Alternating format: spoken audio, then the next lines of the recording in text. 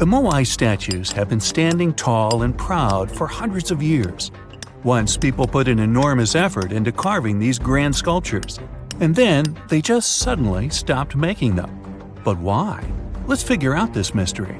Easter Island, located 2,500 miles east of Tahiti, has an area of 63 square miles. To this day, it's one of the most isolated islands in the world. Once it was covered with forests, filled with different trees and ferns. But when the first humans came to the island around 400 CE, the forest slowly began to disappear.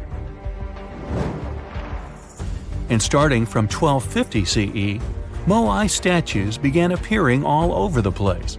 People made them from different types of rock: compressed volcanic ash, basalt, trachyte, and red scoria. As it's a volcanic island, these were all the ingredients the creators of the statues had to use. And once the builders completed their work, they covered the statues with pumice. The faces of the statues are different, but they all have distinct expressions with heavy brows and large noses.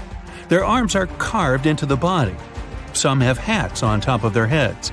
There are nearly 900 statues all over the island. They differ in size. The average height is 13 feet tall, and the largest ones reach 33 feet in height and weigh up to 82 tons. Because the statues have so many different faces, there are theories that they represent and honor ancestors, chiefs, and other important people who lived on the island. But without any clear evidence, it's almost impossible to figure out the true purpose of the Moai. Once they stood beautifully along the coast, watching over people in settlements, and their backs faced toward the spirit world of the sea. When Europeans first discovered the Moai statues in the 1700s, many of them had already toppled over, and the construction of statues had stopped way earlier than that. Huge amounts of effort were put into making these things. Expert craftspeople spent a great deal of time slowly carving the statues with basic picks. A team of up to 6 people would work hard for an entire year to make just one statue. Then they often had to transport it to its special place on the island, as far as 11 miles. With the help of carbon dating, experts have managed to figure out that the statues started to appear in 1250 CE. And then, suddenly, in 1500 CE or so, the process just stopped. The creators of the statue just left their stone chisels where they were last used, and only a quarter of all the statues were actually placed where they were supposed to be. Half of them still remained in the quarry, while others were left on the ground mid-transit. Something happened on the island, and it caused everyone to just lose interest in the statues. There are many theories around why it could happen, and they mostly relate to deforestation. Islanders may have used wood to move the statues across the island. They possibly did this with the help of sleds and ropes, or even used logs to roll the statues or canoes to float them. The wood started to deplete eventually.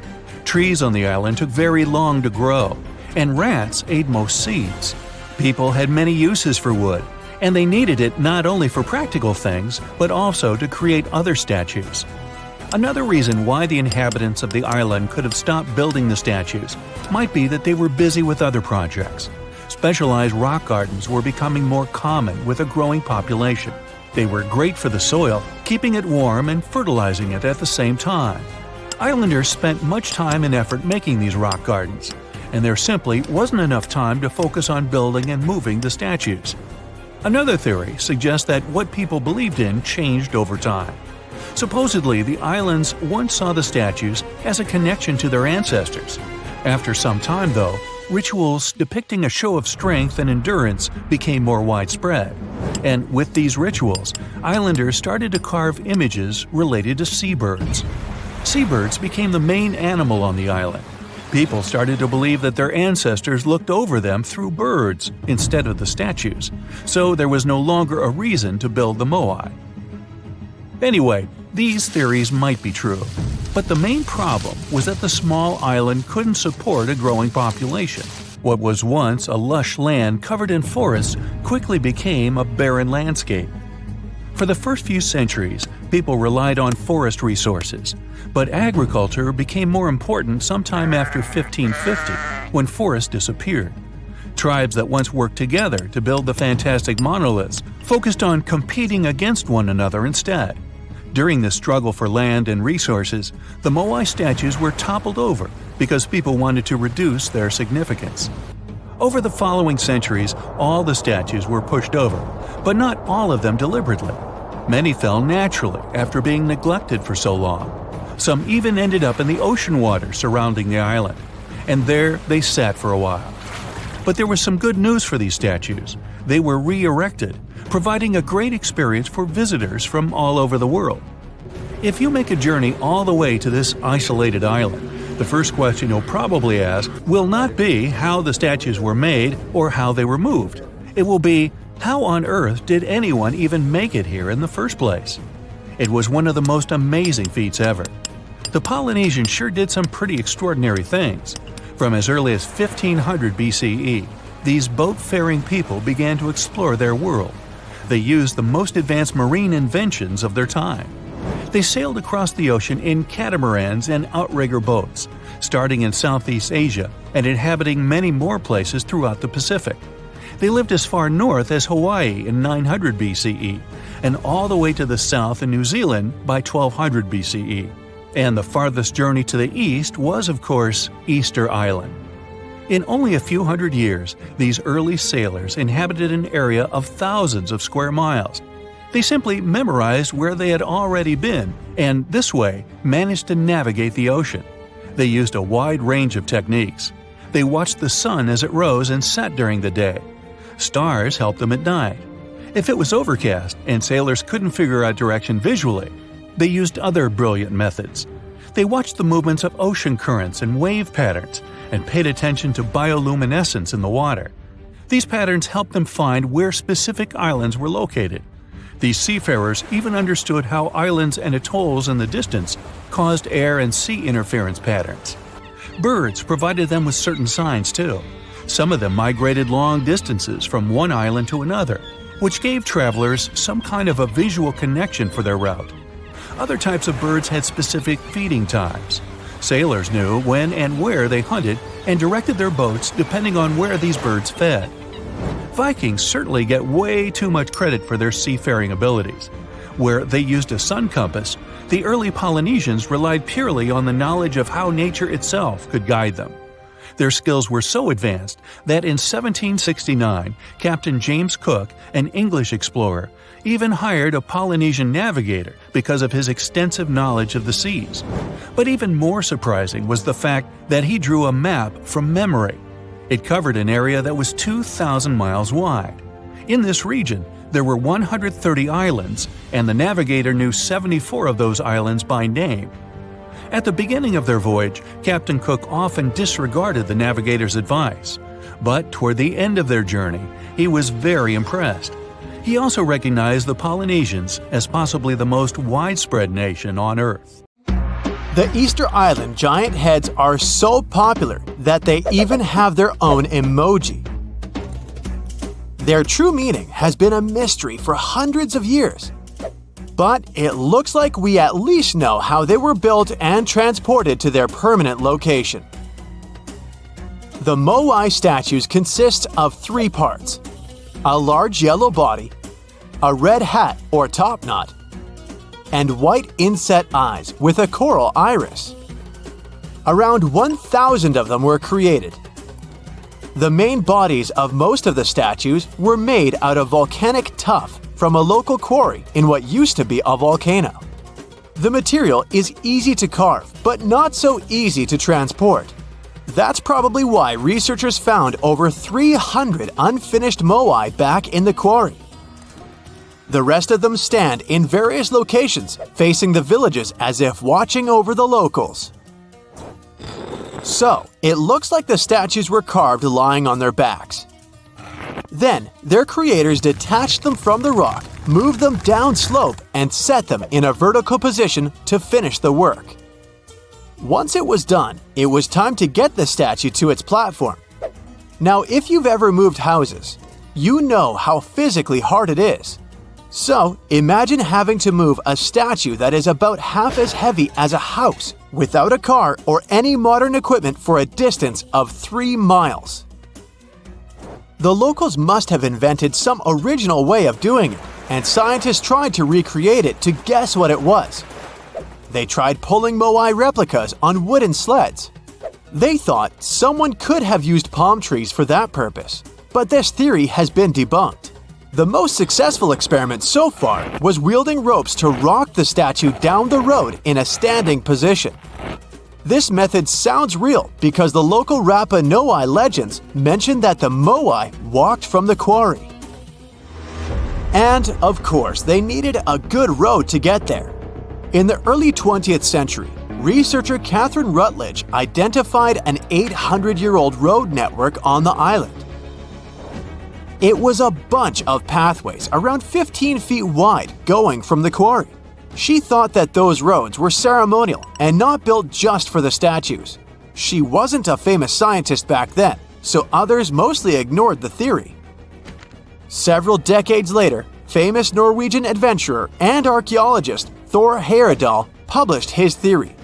He mentioned that the roads were built exclusively to transport the Moai, and some of the statues were dropped along the roads for some reason. But in 2010, researchers found that the statues weren't randomly dropped. They actually reached their final destinations as they were all set on hidden platforms. Plus, the road floor was U-shaped, so pulling massive statues along them wouldn't be easy. You can still find roughly 15.5 miles of these roads on the island and see them from satellite images. And it looks like Catherine Rutledge was right about them. The roads were probably built for pilgrims to a sacred volcano, and the Moai standing by them were sort of signposts. Halfway across the world in southern England lies another mystery made of stone, a massive sound illusion, a symbol of unity, a burial ground, or more.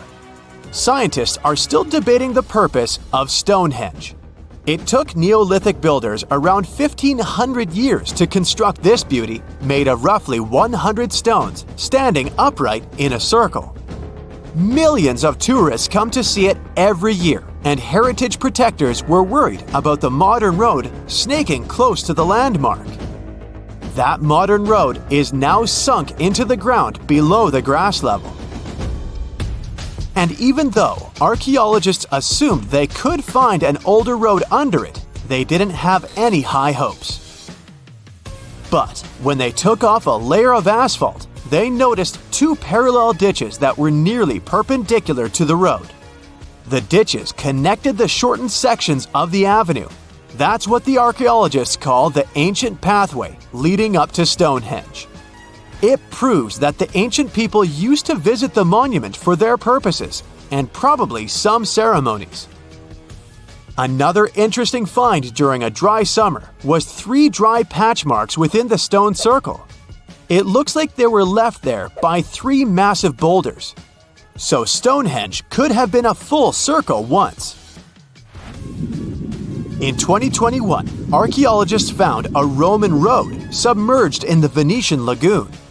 The fact that it runs there on the bottom for nearly 4,000 feet is proof that the Romans were here before sea levels rose and flooded the area.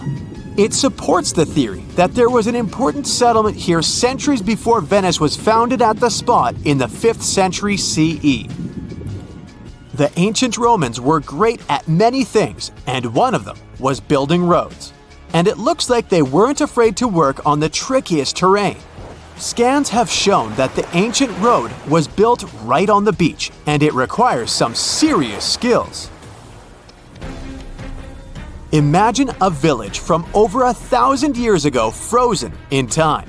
There's still half-eaten food on the tables and personal things left in a rush. It's all preserved so well because it's covered by volcanic ash. Researchers found this village in 2011 in modern-day El Salvador. They believe there was a mass celebration in a Maya village called Seafaring over 1,400 years ago. The whole village was there, preparing the main temple for a ritual when a nearby volcano erupted. The 200-plus residents had no time to rush back to their homes. To save their lives, they had to flee the plaza and run south on a raised road called Sakbe. They managed to escape from the plumes of volcanic ash. In addition to being a superhero and saving all the people, the road had another cool feature. All Sac-Bear roads had an outer layer of stones, but this one was made of ash. Ironic, isn't it? It proves that the Maya people didn't only use stones to build their roads. Archaeologists discovered several coins in Jerusalem when they were excavating an old street. When they saw the minting dates, they realized the road was built when Pontius Pilate was the Roman governor of Judea. Since he was the local ruler, it's almost clear that he gave the order to build the road. The pilgrims most likely used this road to reach the Temple Mount for worship. The pathway, which was laid with over 10,000 tons of limestone, was almost as broad as a London bus is long. It had been there for 2,000 years. It's not common that you find such a luxurious road, and it's not clear why a Roman governor would spend so much money on the road. It was probably his attempt to make the city's population like him. Plus, it was a great way to show he had both money and influence. The Old North Trail is an ancient highway that the inhabitants of North America used for 10,000 years, first on foot, then with dogs, and finally with horses. The first travelers moved around the continent down its paths for thousands of miles long before the first Europeans arrived, and even during the last ice age. They used it to carry trade goods, visit relatives, find a mate, or just explore. Researchers keep finding evidence that the stories and legends of the Blackfoot Indians about this trail are real. And it could be even the road that served one of the most massive human migrations. The people who crossed from Asia on the Bering Land Bridge about 15,000 years ago and settled in North America might have used the ice-free corridor along the Rockies, which later became a part of the trail. The Nakasendo Highway was built in the 17th century during the Edo period of Japanese history to link Kyoto and Tokyo. The 310-mile-long road runs across mountain ranges and down onto the plain. It was one of the 5 main roads used by the feudal lords and their families to travel to the capital. There were 69 post stations on the route where travelers could stay overnight. The road was built for horses and pedestrians, as the Japanese didn't use carts. You can still walk parts of the route. You're going to Ilha de Queimada Grande, one of the most dangerous islands in the world. There, you find yourself among rainforests, huge rocks, and grasslands. The place is home to birds, locusts, and giant cockroaches. But there's one more animal, and because of it, the island got its notorious reputation. Snakes live there, and a lot of them. So many that the place is also known as Snake Island. Will you survive there? Located just 20 miles away from the coast of Brazil, the island has an area of 43 hectares, or over 100 acres. It probably got cut off from the mainland after the last ice age. The snakes were also separated from most other animal species. They didn't have competitors and had an unlimited source of food. In such a small area, there are up to 4,000 snakes. That's one snake for every 10 square feet. It would be a difficult feat not to come across a snake on this island. Not only is this snake, the golden lancehead, one of the most numerous on the island, but it's also a highly venomous pit viper species. And it's also one of the most venomous in all of Latin America. Its venom is so potent due to the isolation of the species, with only birds sharing the land with them. To catch these birds, the snake's venom needed to become extra strong. And indeed, since they got separated from their distant relatives, their venom has become up to 5 times more powerful. Most of the time, these snakes hide in the trees or amongst leaves on the ground.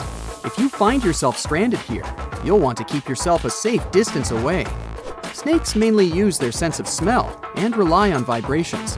If you get too close to one, either stand still or slowly walk away. If you make too many vibrations, this will make them feel threatened, causing them to strike. If you spot them a safe distance away, or if you're walking toward tall grass, stamp your feet a couple of times. This will notify snakes of your presence. They won't risk taking down prey larger than they are and will likely slither away. Carrying a stick is always a good idea, just in case you happen to come across a snake accidentally. This way, you'll have an extension of your arm that cannot be bitten. This simple thing might save your life. A stick with a V shape on the end will give you even more advantage. Even if a snake starts acting aggressively, holding it down will stop it in its tracks. But whatever happens, don't try to pick it up. Okay, but what if you get bitten? The chances are pretty high on this island, of course. First of all, don't try to get the venom out on your own. Make sure you call emergency services immediately. And once help is on the way, apply a wide bandage. A piece of clothing will do if you don't have anything else. Don't try to chase the snake trying to identify the species. Emergency services know how to figure out what venom it is. Now, just keep calm and wait for help. You might be wondering who you can call on this abandoned island. Well, since it's strictly prohibited to visit this place, there are signs advising to stay away all over the island, along with a number you can call if you run into trouble. Let's say you've successfully avoided getting bitten. The next thing to consider is what you can eat there. Snake Island was previously known as Ilha de Queimada Grande, where queimada is Portuguese for forest being lit up, or forest fire.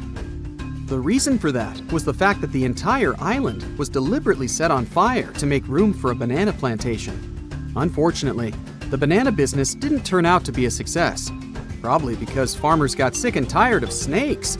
But some banana trees still thrive today, and they can provide you with some much-needed nutrients. You'll also want some protein in your diet throughout your stay. Luckily, along with the snakes trapped on the island, there are also cockroaches.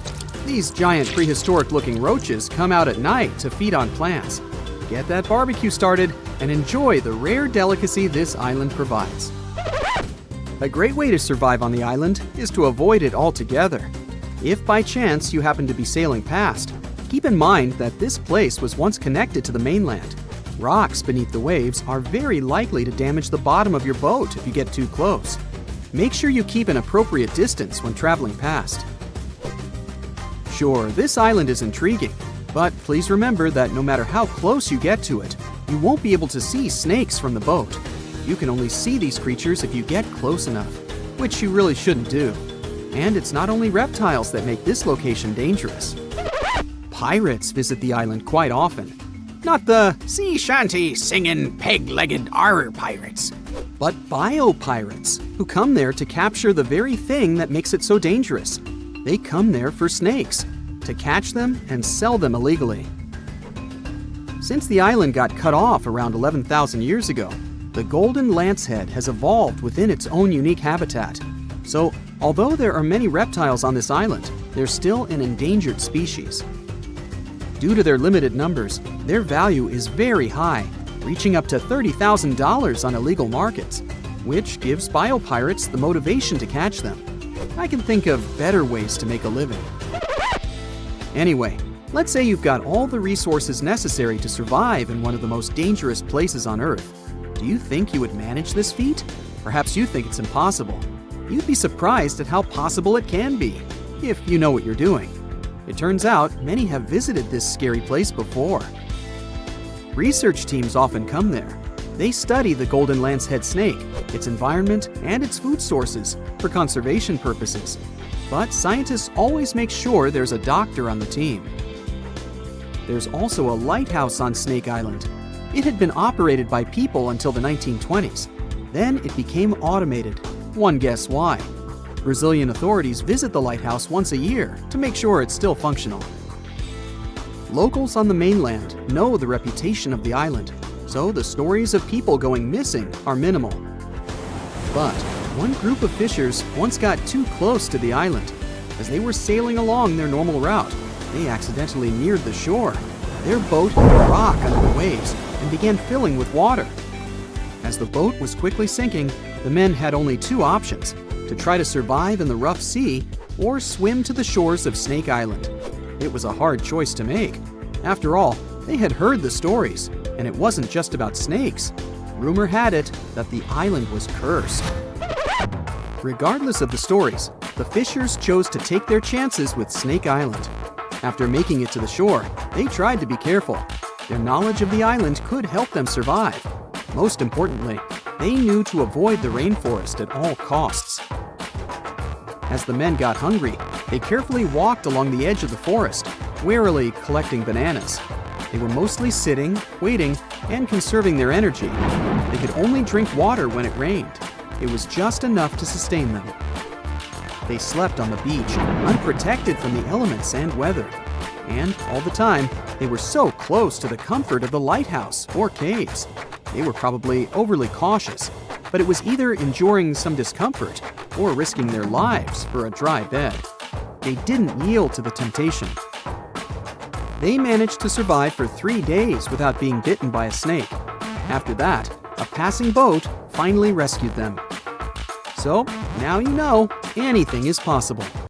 Whenever you hear about ancient ruins, you almost never picture them being suspended somewhere, or just randomly hanging on the branch of a tree, right? In fact, for most of the ancient artifacts we have exposed in museums all over the world, archaeologists did quite an impressive amount of digging. You see, buildings have this funny way of fading away over time if not properly taken care of. Sometimes we need to reuse some building materials, so an older construction may be sacrificed in the process. Other times houses are abandoned, and once they are exposed to the elements on the surface, like rain or sunlight, they don't really stand a chance. Some just simply crumble away due to good old erosion. So the only way a piece of architecture can survive the test of time is if it's somehow gotten buried deep down. Now, how did they end up buried in the first place? Well, it's quite the comedy of errors. Ancient cities had a habit of gradually raising their ground level like a kid adding toppings to their ice cream sundae. You see, these settlements were always busy collecting food and building materials to keep up with their ever-growing population. But hey, who has time to deal with waste and rubbish? It wasn't exactly high on their to-do list back in the day. So when it came to building new houses, ancient civilizations found it much easier to save their sweat and tears by piling up the rubble and constructing right on top. But that's not all. Rivers would also occasionally flood and deposit a layer of sediment on the city floors, further encapsulating those ancient constructions. And in those dry regions like the desert, where the wind likes to show off its sand and dust dance moves, you can bet it was a constant struggle to keep the establishments clean. One hilarious example is the Sphinx, which had its head buried in sand until a group of archaeologists unearthed it in 1817. Some ancient towns eventually got covered up because they were completely abandoned. With less human activity to control their expansion, plant seeds couldn't resist the opportunity and sprouted all over the place. They gobbled up carbon dioxide from the air and grew, adding more and more bulk to the ground. Those cheeky roots even decided to stabilize the soil made from decaying plant matter, creating layers upon layers of earthy goodness. It's like the ultimate DIY project Mother Nature embarked on, with plants as her loyal helpers. The act of digging into the secrets of ancient civilizations is not just about unearthing a lost world. It's also an epic quest to reveal the hidden treasures beneath layers of history. But how do archaeologists know where to dig in the first place? If everything is covered in layers upon layers of sediments, debris, and plant roots, they must have some sort of system they rely on before embarking on a new project, right? For starters, they're not always the ones suggesting an archaeological dig in a certain location. Let me explain. Let's say you're a contractor and you want to build a new fancy apartment complex in your city. Some local legislations have certain requirements before your project can start, though. For instance, before anyone starts building on a piece of land, they might need to bring in specialists to check the soil. These clever folks can be archaeologists, geologists, or paleontologists, and they need to keep an eye on things during development. If any artifacts or ecofacts, fancy word for organic remnants, are discovered, these experts swoop in to excavate and study them. But what about sites that have nothing to do with bulldozers and yellow hats? Archaeologists have more than one trick up their sleeves when it comes to locating ancient hotspots. They dive deep into historic records with a healthy dose of detective work. By sniffing out old documents and maps, they can piece together the puzzle of human activity in a specific area. If a site has been visited before, it's even better. Finding records of past excavations or historical accounts can give archaeologists lots of information on where to continue their treasure hunt. Before archaeologists start swinging their shovels, they engage in a bit of a visual scan mission. Armed with a grid system, they'll stroll around the site, keeping their eyes peeled for any artifacts that might be hiding just beneath the Earth's upper layer. From groundstone tools to historic glass and even ancient garbage dumps, yes, they're also valuable. These keen-eyed explorers can spot signs of human activity faster than most people. If they stumble upon midden soil, fancy term for a garbage dump, they know for sure that humans once called this place home. Archaeologists don't just rely on their trusty shovels, though. They have an arsenal of gadgets to aid in their search for hidden wonders. Geophysical tools are like their secret weapons. Take the resistivity meter, for example. This clever contraption measures the electrical component of the soil and any buried features or artifacts. A buried wall, for instance, will create a different resistivity reading than the surrounding soil. Magnetometers and ground-penetrating radar work in similar ways, showcasing potential hints of ancient treasures in the soil. And who could forget our trusty old friend, the GPS? It helps archaeologists map out precise locations, like a high-tech treasure map, leading them straight to their pot of gold. Care to virtually visit some of the most important archaeological sites in the world? Well, follow me. In the United Kingdom, for instance, you'll find this interesting place called Stonehenge. It's one of many henges scattered around, but this one really takes the cake. Picture this: massive ancient stones standing tall and proud, arranged in a funky outer ring and an inner horseshoe, with some smaller stones thrown in for good measure. And guess what? These amazing stones have been around for over 5,000 years. Talk about a serious case of rock-solid longevity. Now, here's where it gets interesting. According to local folklore, the legendary wizard Merlin whipped out his magic wand and poof! He teleported these massive stones all the way from Ireland. Apparently, some giants had assembled them there, but Merlin decided they would look much better at their new location. Others think it's just the ruined remains of an old Roman spiritual edifice. These amazing structures were built by our Bronze Age ancestors. With their simple tools and limited tech, they managed to create this monumental masterpiece. Impressive, right? Unfortunately, there's still so much we don't know about this area. Stonehenge's initial purpose remains a mystery to this day. Sure, there are lots of theories, but scientists have yet to agree on the subject. However, we do know that it's perfectly aligned to catch the sunrise during the summer and winter solstices.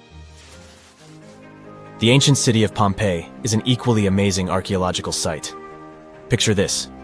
Mount Vesuvius, a notorious troublemaker, decided to throw a volcanic tantrum and completely covered this ancient Roman city. It turned it into a time capsule, located outside present-day Naples in Italy.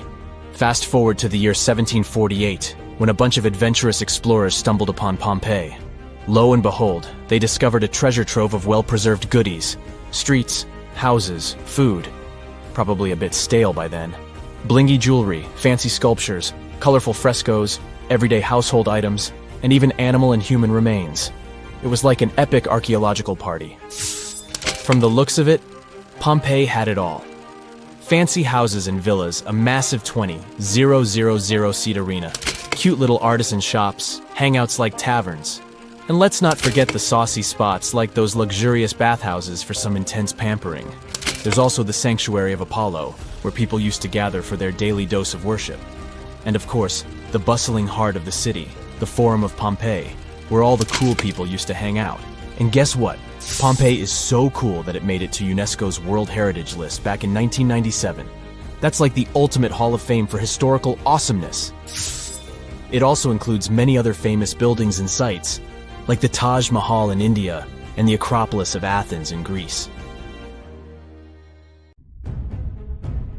Today we're going to an art history trip. Our main focus is to unravel the mystery of whether or not ancient statues has always been white. We'll visit museums and even time travel to try and get a glimpse of what these statues were really like back in the day. To kick off our tour, we land in New York. We climb the famous steps of the Met, the Metropolitan Museum of Art, and walk inside this enormous museum. You walk down the aisle and get to the room where one of the world's biggest collections of ancient Greek and Roman statues is held. Admiring the large array of statues, one thing seems evident. They are mainly white. It makes sense since their primary material is white marble. For centuries, historians, archaeologists, and researchers in general have always taken this fact for granted. Weren't these statues always white? Until recent decades, this wasn't something that people discussed. But in the 1980s, researchers unearthed an ancient Greek statue that was clearly pigmented. This new discovery made them wonder, were all ancient statues painted? Let's take a close look at this work of art. This 3rd century before the Common Era Greek statue was discovered to be almost entirely painted, still in its original form. You don't have to look too hard to notice that the statue still carries some of these original pink colors, with some shades of blue and red paint as well. The thing is, this statue is not an exception, it's the norm. As it turns out, ancient civilizations did paint their sculptures with bright and vivid colors, but somewhere along our historic timeline, this information got lost. According to researchers, pigment in sculptures was a way of bringing their representations closer to real life. We live in bright colors, so art might as well reflect that, right? Right! So let's take a few steps back to understand what happened. So why are our museum's galleries filled with white statues as far as the eye could see? You might have heard of Michelangelo. It's a famous Italian sculptor who carved the iconic David and painted the ceiling of the Sistine Chapel. Michelangelo was one of the most emblematic painters of the Renaissance. The Renaissance was a historical period when European artists, philosophers, and scientists developed a renewed interest in the creations of ancient Greece and Rome. Artists like Michelangelo studied a series of Roman sculptures, like this one, the Laocoon and his sons. They fell in love with their lifelike figures and pristine white marble. The one thing they didn't know, and didn't have the technology to know, was if the colored pigments from those sculptures had faded. After all, they were found after years of being buried or left in the open air. It's speculated that this statue, the Laocoon, had colored snakes and mantles, for example. When the Renaissance artists set out to pay homage to ancient artists, they left their masterpieces bare too. They carved directly onto the marble and left them white, without pigmentation. Probably because that's the way they thought things were done in the old days. The works of Michelangelo and his peers influenced a whole generation of sculptors after that. So this way of doing art traveled to modern times without much questioning. However, evidence of color pigments in ancient statues is abundant. Some researchers show that scholars have known for at least a century that ancient sculptures weren't originally all white. Other studies suggest that this discovery might have happened even earlier. In early 1980s, archaeologist Vincent Brinkmann made a huge discovery. During his time as a student at the Ludwig Maximilian University in Munich, he developed a technology that was able to detect polychromy in ancient samples of Greek statues. Polychromy is an art of painting in several colors. Anyways, he was taken aback by his discovery and confused as to why and how other researchers and archaeologists weren't talking about this. As it happens, the first discovery that ancient statues weren't all that white happened a long time ago, way before Vincent was born. It happened during the unearthing of Pompeii back in the 1700s. As you may know, the city of Pompeii in southern Italy was completely covered with lava after the sudden eruption of Mount Vesuvius. The city was destroyed, but the clouds of ashes that arose from the lava managed to preserve a lot of the city's structure through time. Thankfully for art historians and archaeologists, Pompeii became a digging ground for understanding ancient Rome. Researchers found several conserved frescoes that depicted scenes of daily Roman life. In one of these paintings, an artist is seen painting a sculpture. This fact was recorded by a very famous art historian known as Johann Joachim Winckelmann. He is also considered the father of art history. Now let's take a closer look at another famous statue. To see this one in person, you'll have to fly all the way to Rome and visit the Vatican museums. The statue you're looking at is a classic representation of Caesar Augustus. In case you didn't know, he was the founder of the Roman Empire and the first emperor of Rome. He is important. The sculpture you're seeing is called the Augustus of Prima Porta. You may have seen this before, probably in a history textbook. The thing is, it's always depicted in its white marble form. But according to an archaeological finding from the 1860s, the original statue was way much more colorful than that. According to archaeologists, the statue of Augustus de Prima Porta has a crimson tunic, yellow armor, and a purple mantle. It's important to keep in mind that colors weren't made artificially as they are today. Artists could only produce color from natural resources, so purple, for example, was an extremely difficult color to make. Back in the day, they derived purple from the mucus of a rare species of snail, meaning that anyone who used the color purple to pigment their art and clothes was powerful and wealthy. Well, this looked like enough proof for me that ancient statues weren't always white. But as we can judge by the look of our modern museums, there didn't seem to exist enough interest in the art community to further explore polychromy on the ancient statues. But remember that archaeologist we talked about, Brinkmann? Well, he has been collecting data on polychromy since the 1980s. At a certain point, he even began making colored replicas of such statues. The technology used is far from simple. To reconstitute these ancient works of art, Brinkmann makes a 3D plaster copy of them. Then he paints them by hand with the help of his wife. To find out which color were used in the original sculptures, Brinkmann uses UV light. Certain pigments glow under UV light, exposing traces that would otherwise be invisible. Take this colorful archer as an example. Look at these colors. This piece is the reconstruction of a marble archer in the costume of a horseman.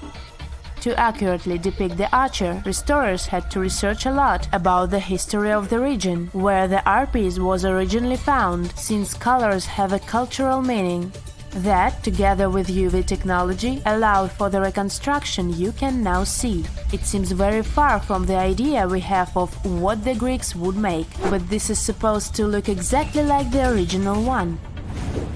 According to Brinkmann, we shouldn't be so surprised that ancient Western civilizations used bright colors to depict their realities. After all, the Romans and Greeks were heavily inspired by the works of art of Egyptian civilization, Old Mesopotamia, and Asia. For example, if you look at the famous Egyptian Sphinx, you might be led to believe that it always looked that way, but that wasn't at all the case. Modern studies and virtual reconstructions of the monument show us that the monument was very colorful. The body of the statue is believed to have been painted terracotta, while the regal headdress that circles the head is meant to have been golden blue. All of these were considered important colors in Egyptian times, and it was only suitable to use them to depict a pharaoh. So how come the world is still talking about a statue that only existed for a mere 54 years over 2,000 years ago? What made this impressive ancient construction so remarkable that we're still discussing it? I'm talking about the Colossus of Rhodes, of course. It's considered to be one of the 7 wonders of the ancient world, along with the Great Pyramid of Giza or the Gardens of Babylon. There are a lot of mysteries surrounding this ancient statue, but let's look at some of the facts first, shall we? What we do know is that the local Rhodians decided to start a massive project once a Macedonian siege over their island was over. In other words, it was their way of honoring the higher powers for their victory.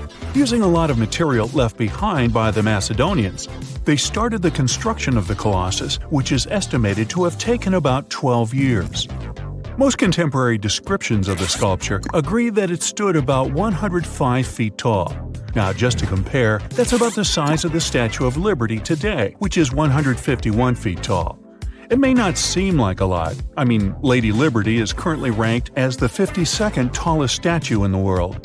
The champion here would be the Statue of Unity in India, standing proud at an astonishing 597 feet. But for ancient times, that was quite an accomplishment.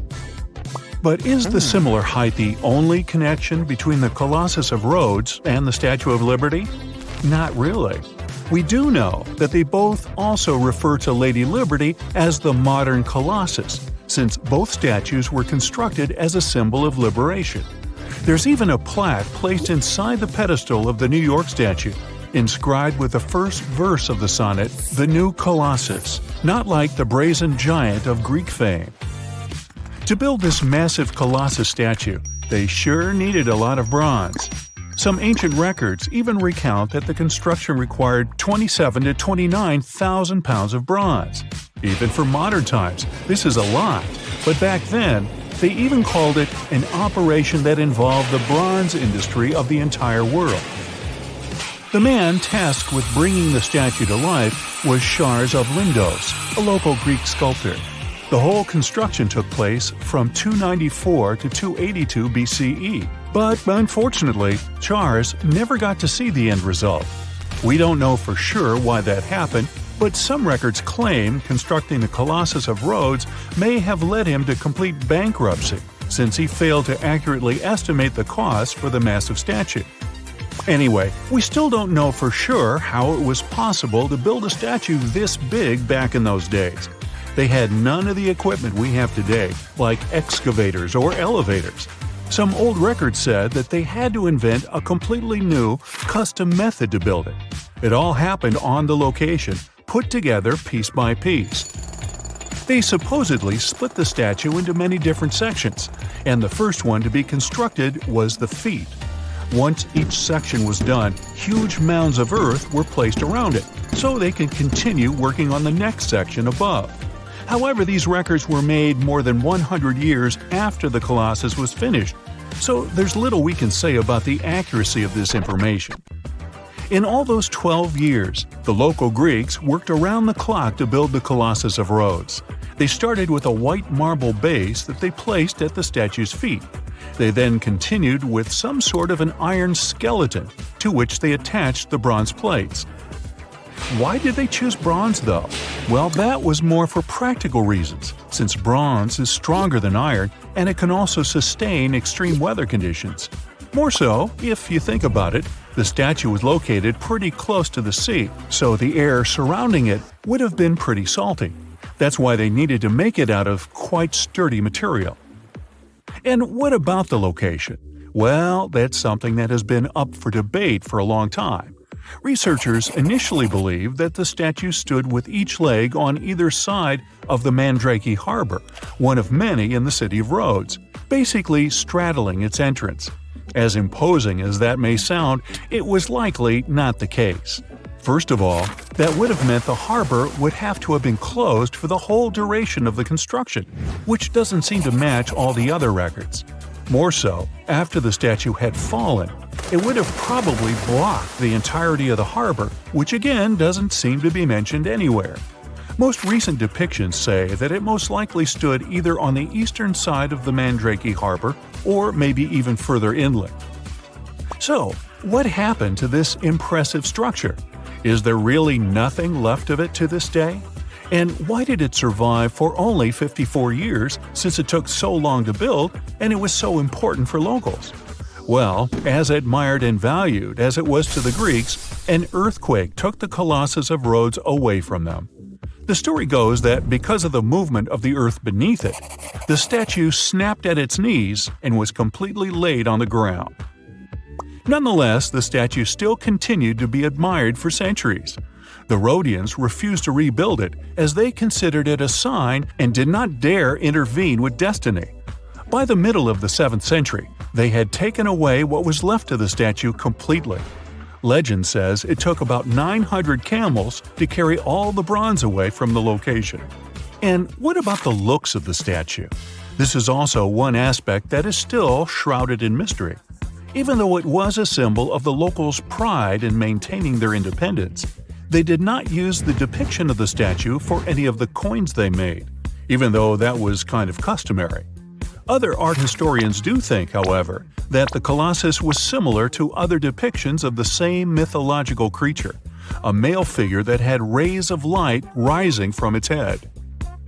The position of its hands is also still up for debate. Some say it might have even been holding a torch. We don't know if his hands were pointed straight down or whether the right arm was raised, like in similar representations in Greek mythology. The original might not be here for us to admire anymore, but there are some plans out there to rebuild it. A group of European architects intends to build a 21st century version of the ancient statue.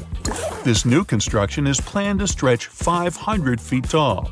It should serve as a cultural center combined with a lighthouse. To make sure it won't have the same destiny as its ancient ancestor, these designers intend to use a lot of technology available today.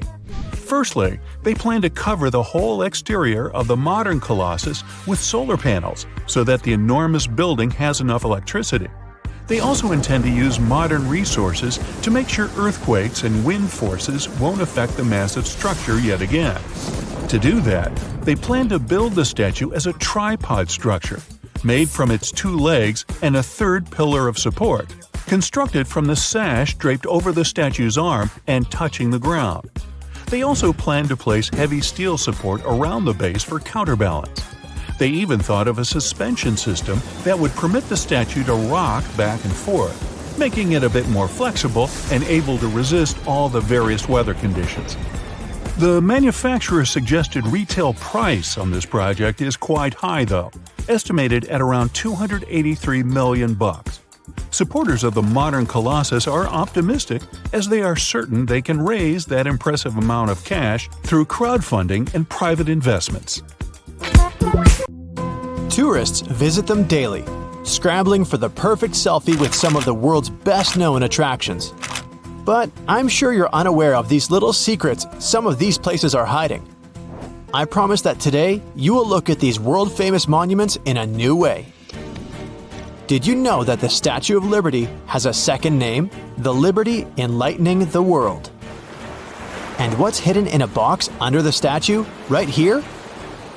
This massive structure stands watch over the entrance to New York Harbor, welcoming travelers from around the world. And there's a lot about this beautiful lady that may surprise you. Designed by sculptor Frédéric Bartholdi, France gifted it to the United States in 1884. That's a pretty nice present, but there was a catch. Already built and much too big to move, it was dismantled entirely, packed into 200 crates, and shipped across the ocean. Then, workers put it back together in New York like a giant 3D puzzle. And though many assume the statue is made of stone, it is not. The outside is actually thin sheets of metal. Originally, Bartholdi wanted these sheets to be made of pure gold, creating a truly impressive sight. But at 305 feet tall, the expense was too great. He opted for copper, a cheaper material instead. The one drawback: copper turns green over time. When the metal comes in contact with oxygen, it results in a chemical reaction called oxidation. The Statue of Liberty was originally the color of a shiny new penny. Not as impressive as gold, but pretty spectacular. For 25 years, it changed to a darker brown, then slowly faded to the light green it is today. Because the statue is hollow, you can actually go inside and walk up to her head.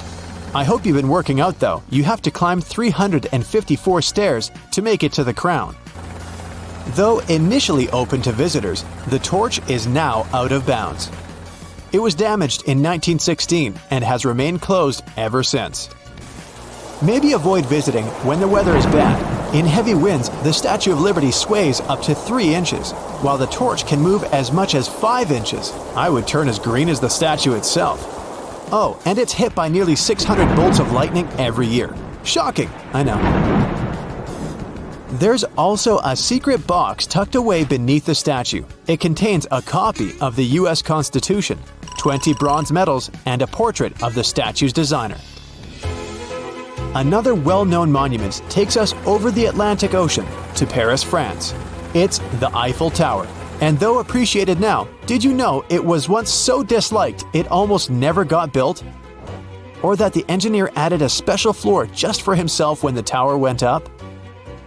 Engineer Gustave Eiffel built it for the 1889 World's Fair. At 1,083 feet tall, it's the same height as an 81-story building. Once finished, it was the tallest human-made structure in the world and remained the tallest for 41 years until the construction of the Chrysler Building in New York City. Before being built, the public received a sneak peek of the designs. People were not impressed. They called it everything from a truly tragic street lamp to a belfry skeleton, and residents, along with the Champ de Mars where the tower was going to be built, actually went to court to block its construction. But authorities sided with Eiffel, and the tower was finally built. Gustave asked the designer of the tower, Maurice Koechlin, to include an apartment at the very top for his private use. It offered a 360-degree view of Paris and had a living room, big enough for a table, a couch, and a piano, a kitchen, a bathroom, and a bedroom. Talk about a luxury penthouse in the sky. Let's take a quick hop over to London next to check out the Big Ben.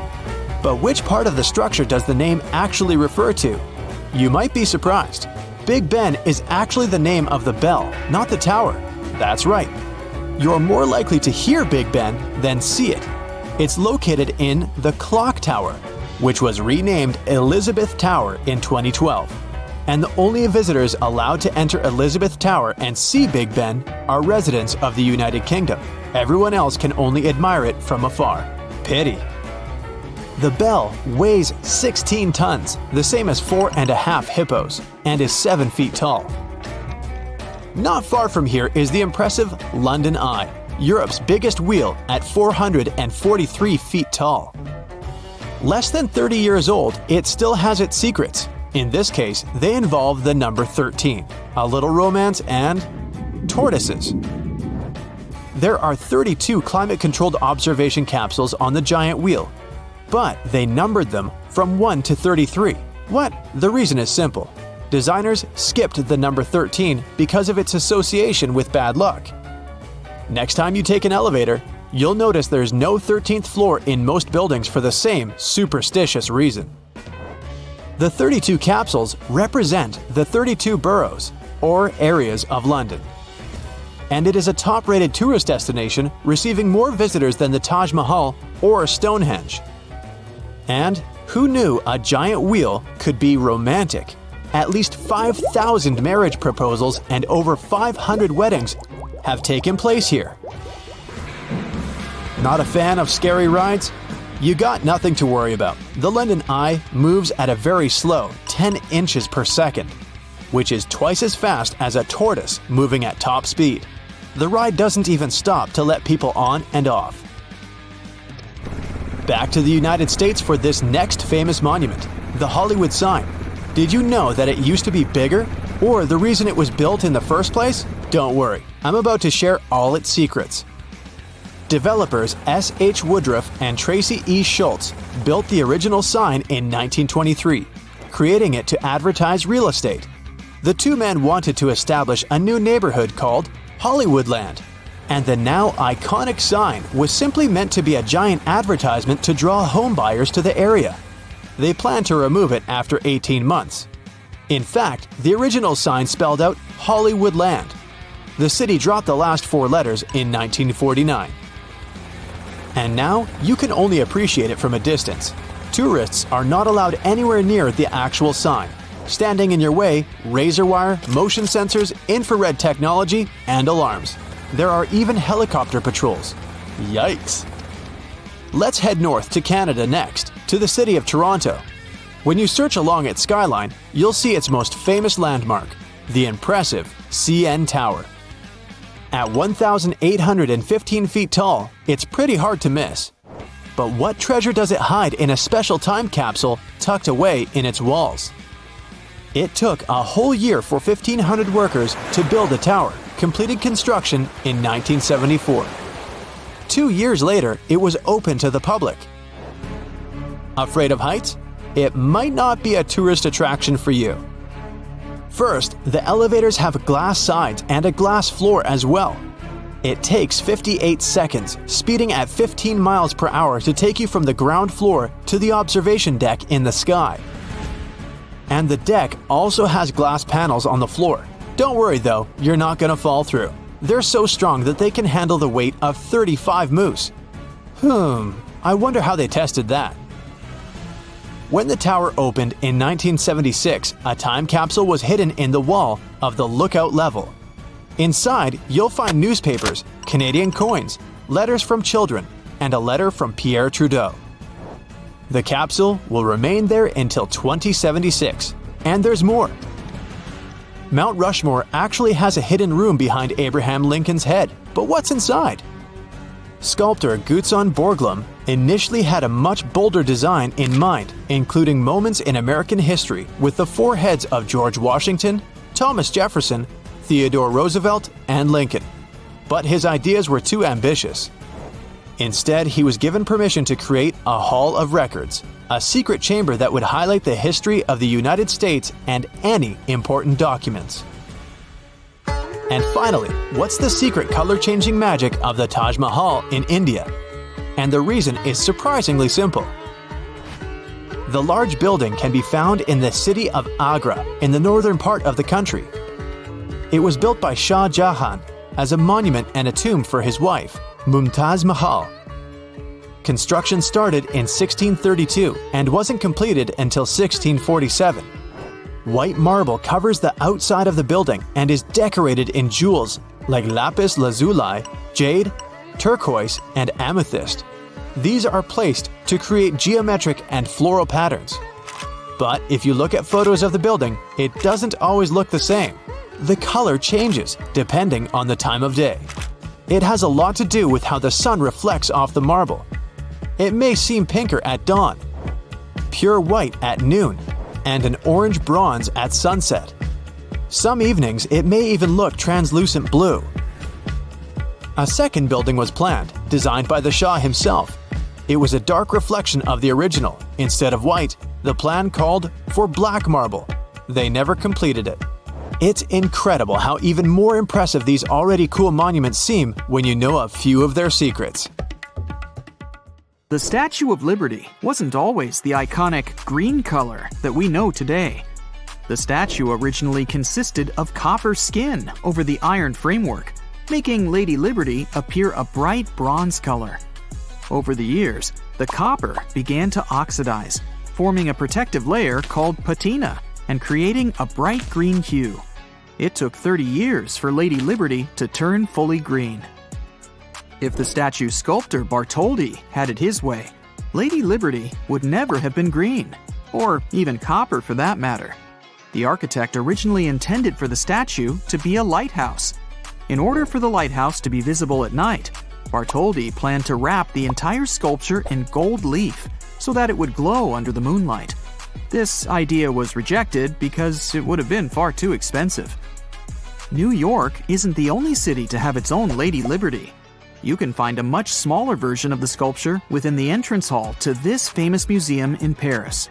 This mini Lady Liberty was crafted by Bartholdi shortly after the original statue was erected for the 1900 Paris Exposition, a world fair held in France to celebrate the achievements of the previous century. There's gold in the metal the torch is made of, but if you look closely at it, you can see that it's not the original torch that was brought here from France. About 100 years after the statue was installed, in 1986, frequent rains and leaking water damaged the torch, and it had to be replaced. At first, the old torch was displayed as a museum piece just inside the pedestal at the entrance. But recently, a new museum was built on the island, and the torch was moved there. Some rumors about the statue say that Thomas Edison once wanted to make it speak. He wanted to put a huge phonograph in it, the sound of which could have been heard even in Manhattan.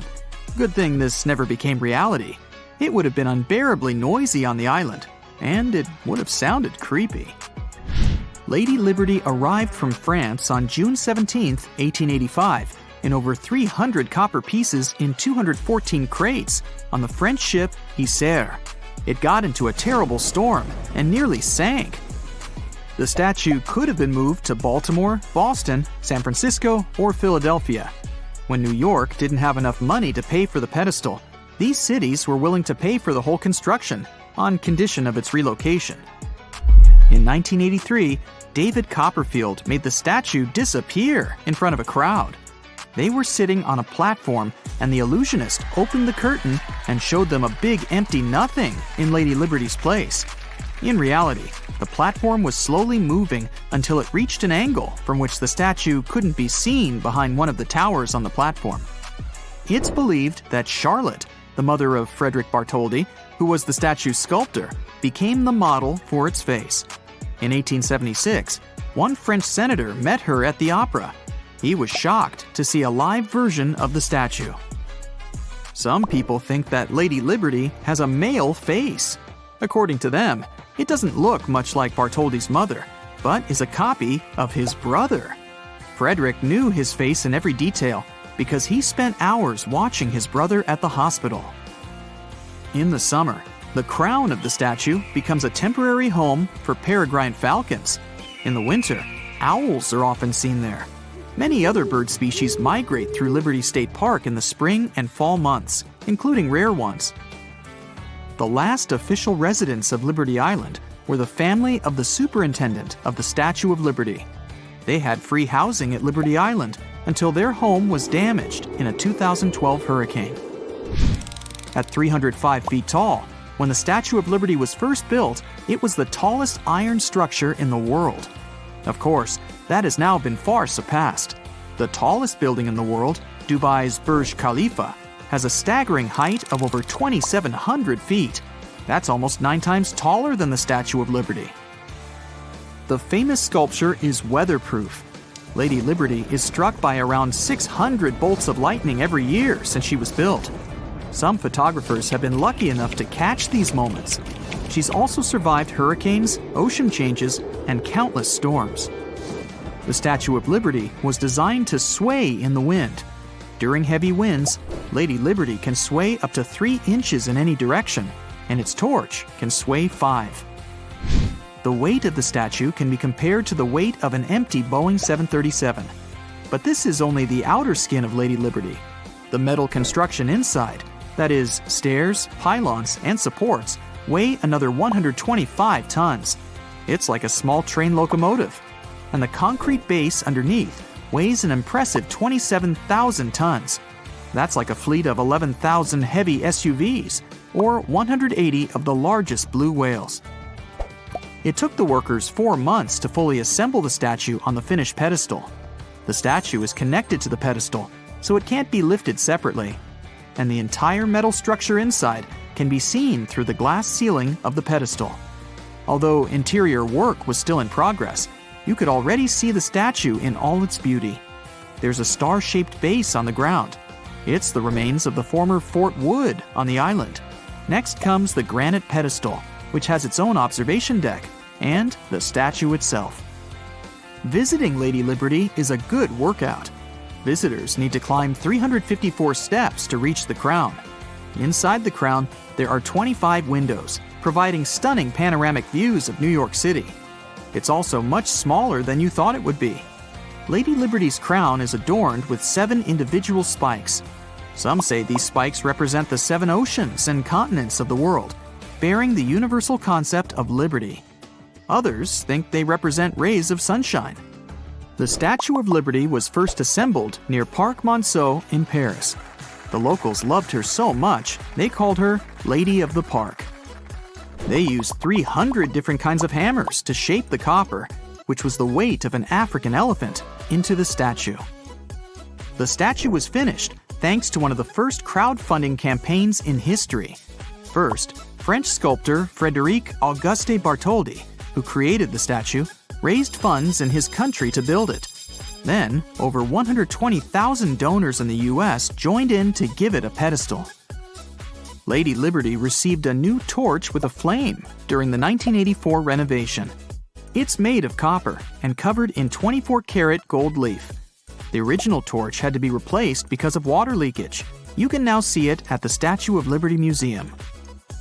During the same renovation, the statue got a nose patch and a better supporting structure.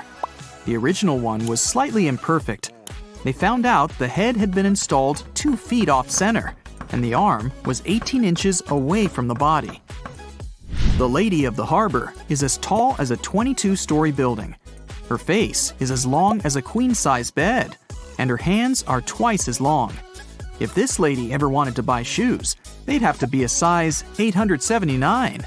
Her waistline is as long as a double-decker bus, and she is about 5 times as heavy as a T-Rex.